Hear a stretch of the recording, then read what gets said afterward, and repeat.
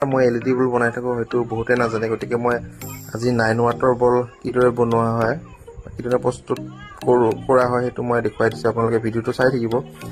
আৰু LED বল মই এইটো 1 বছৰৰ গেৰাণ্টি দিওঁ। গতিকে কাৰোবাক যদি কিবা LED বল ঘৰত প্ৰয়োজন আছে মোৰ লগত যোগাযোগ কৰিব পাৰে। মই মাৰ্কেটতকৈ বহুত কম ৰেটত দিওঁ আৰু এইটো মই হোম ডেলিভাৰী ব্যৱস্থা ৰাখিছোঁ। এইটো গৈ মই নিজে দি আহোঁ আৰু কিবা কাৰণত যদি ফিউজ যায়, ফিউজ গ'লেও মই মোৰ লগত কণ্টেক্ট কৰিলে মই সেইটো নতুন এটা দি মই পুৰণাটো লৈ আহোঁ। গতিকে আপোনালোকে চিন্তা নকৰোঁ, 1 বছৰৰ মই গেৰাণ্টি দিওঁ আৰু এইটো মই নিজে প্ৰস্তুত কৰোঁ যেতিয়া মই মাৰ্কেটত কৰি বহুত কম ৰেটত দিওঁ। গতিকে আপোনালোকক যদি কাৰোবাক প্ৰয়োজন আছে মোৰ লগত যোগাযোগ কৰিব পাৰে। গতিকে এইটো মই বৰ্তমান ঠিক ৰেডি কৰি লৈছোঁ। আপোনালোকে দেখিছে মই কিদৰে প্ৰস্তুত কৰোঁ।